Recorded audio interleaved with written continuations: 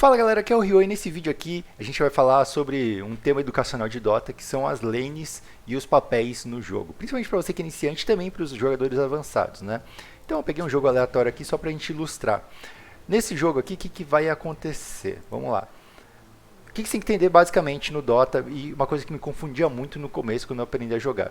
Eu ia buscar os guias, e os guias começavam a falar sobre os diferentes papéis do Dota, dos heróis. Então, por exemplo, a Naga Siren era um hard carry, porque o hard carry ele tem que farmar muito para conseguir os itens. O carry ele não precisa farmar muito, e aí tem várias terminologias. Ignore isso daqui, isso daí só vai te atrapalhar. O que você tem que entender basicamente é o seguinte: no Dota a gente tem 3 lanes, certo?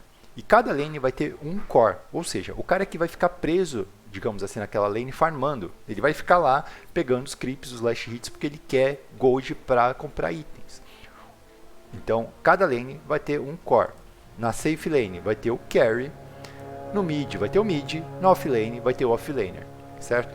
Essa divisão, essa classificação de papéis que a gente está falando, é a divisão por lanes. Só que isso não necessariamente implica que o papel de cada um é esse, tá? Eu vou te explicar com o tempo sobre isso aqui, que é um engano que, mano, a maioria dos jogadores de Dota cometem. Tirando os 3 cores, sobram 2 caras no jogo, que são quem? Os suportes. O que o suporte vai fazer? O suporte ele vai ajudar o seu core a farmar. E como é que você faz? É basicamente esse o papel do suporte, tá? Ajudar o seu core a farmar. Como que você consegue fazer isso daí? Você consegue dando harass no inimigo, para ele ter menos HP e não conseguir farmar seguramente. Você pode gankar o herói inimigo, para que ele morra, vá para a base, seu core farme tranquilamente. Você pode dar visão para o seu time, para ele não ser gankado, tá bom? No early game, a visão é basicamente só para você não ser gankado, porque não vai te ajudar tanto assim a farmar ou não. O que mais que ele pode fazer? Ele vai pegar as runas, ele vai fazer o pull para equilibrar a lane, né, para você conseguir farmar numa posição segura, próximo da sua torre. O suporte da offlane vai fazer pulls também para a lane recuar, o da safe lane vai fazer pulls para a lane recuar. O suporte também ele vai fazer stacks, né, para você farmar melhor a jungle, vários creeps ao mesmo tempo. O suporte vai fazer tudo isso aí, por quê? Porque o objetivo do suporte é fazer com que, olha aqui do lado, os seus cores eles consigam farmar bem. No caso, a gente tem, olha só, esses cores aqui que são os primeiros e os 4 últimos são os suportes, tá bom? Vamos começar agora a explicar algumas coisas que as pessoas se confundem. Se você for iniciante do Dota, você tem que saber isso. Você picou suporte, não importa se dedicado ou se é outro suporte, você vai ajudar o cara da sua lane a farmar. Você vai ficar lá ajudando ele a farmar, beleza? Primeira dúvida, confusão que surge. Suporte pode pegar creep? Suporte mata o maguinho? E aí vem a grande questão. Não, o suporte ele não vai ficar pegando creep, a não ser que o seu carry, o seu core, ele não consiga farmar de forma alguma.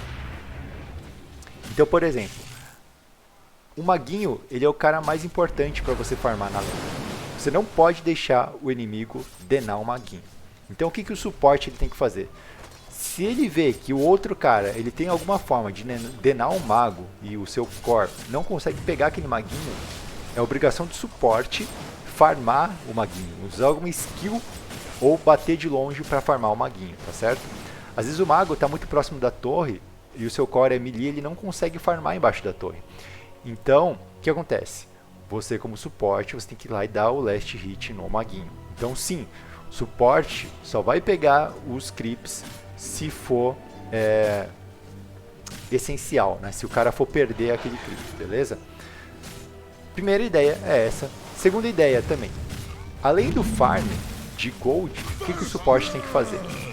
Ele tem que dar experiência, deixar o seu core pegar experiência. Como? Ficando longe dos creeps quando ele não for necessário, tá? Como que isso é possível? Pode ver aqui, ó, ele está nível 3, está nível 2. Core nível 3, suporte nível 2. Core nível 3, suporte nível 2. Ó, o suporte usou tudo que ele tinha lá na lane, ficou sem HP. Não tem por que ele ficar lá. O que ele vai fazer? Ele vai andar, ele vai jogar aquele skill para farmar esse creep enquanto ele está voltando porque ele tinha mana. né? Porque ele não pode sair também de mão beijada. E aí ele vai recuperar o HP dele de alguma forma e vai deixar o offlane dele farmando sozinho. Porque assim o offlane ganha experiência sozinho, ganha mais experiência. O suporte aqui, o que ele vai fazer? Ele vai fazer pull. Por quê? A grande questão é que ele vai se perguntar aqui: eu posso matar esse cara com o meu HC?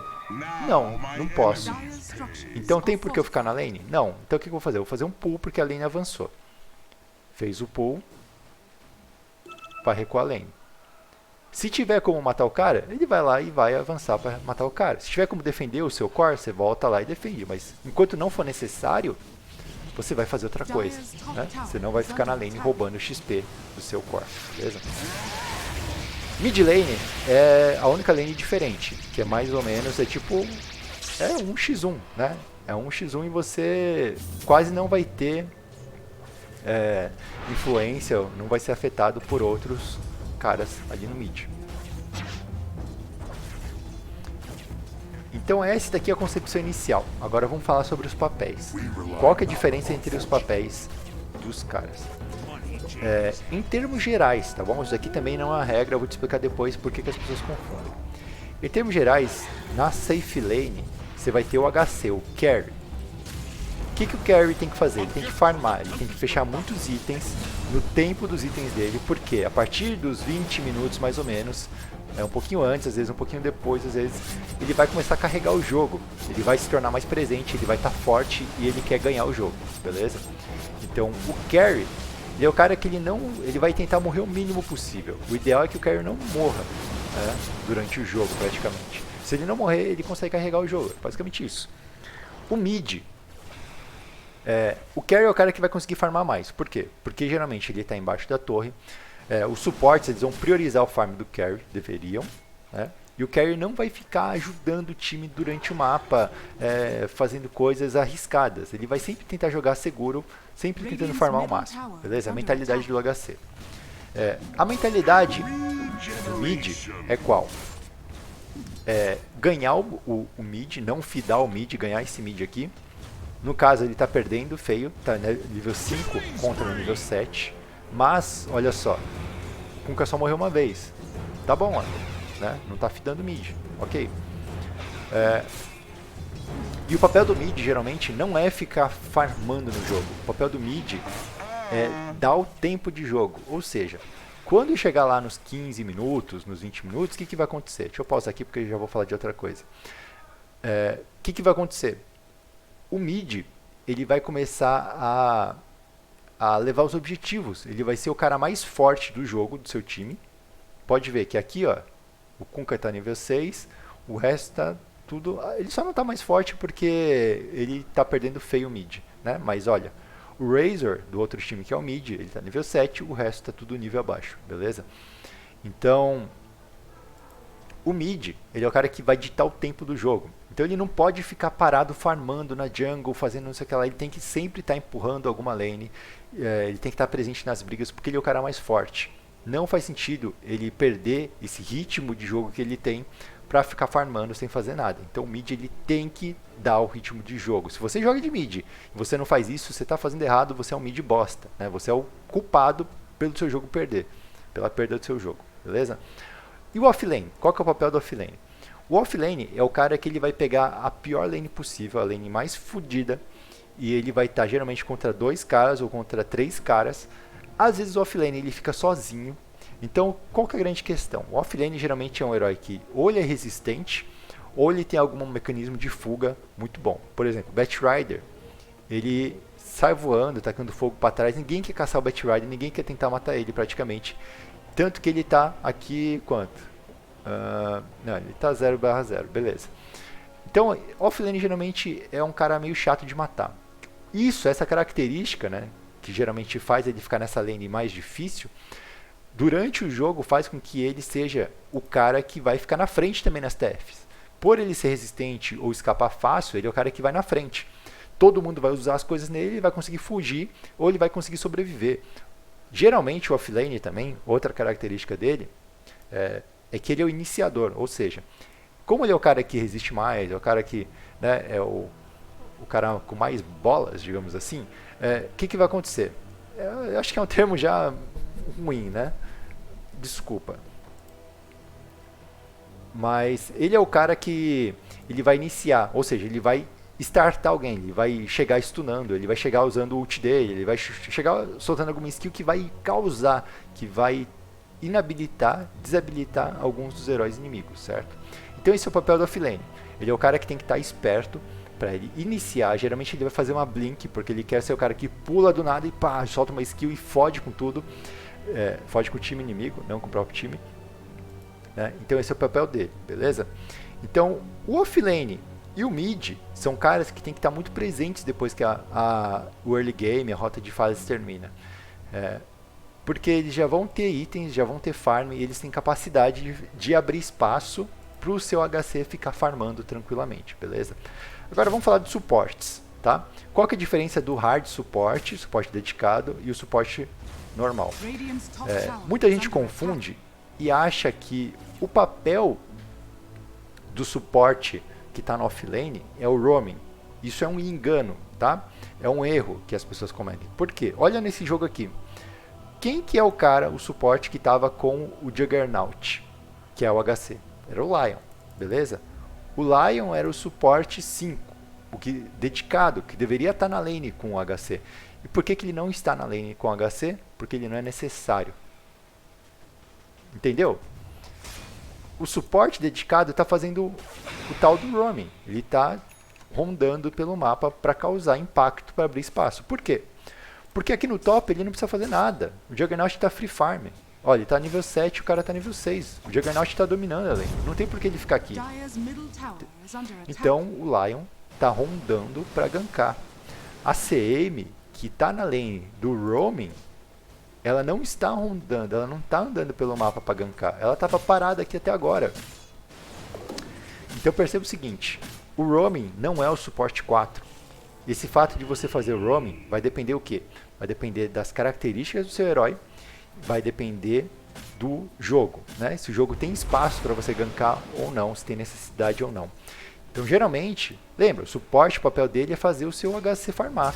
Se o seu HC está farmando, o máximo que ele pode free farm, ó, o Juggernaut está com 59 creeps, 18 denies. Não tem como ele farmar mais do que isso. Sua presença nessa lane é inútil, ou seja, o papel de suporte é perceber isso daqui e fazer alguma outra coisa no mapa. Ó. Lion e ACM estão fazendo o quê? Tirando o farm da Naga Siren. Eles estão gankando. Os suportes do time estão percebendo isso. O que os suportes vão fazer? Eles vão retornar o gank com outro gank. Ó. Estão posicionando aqui. E eles querem ganhar espaço de volta para Naga Siren farmar, tá certo?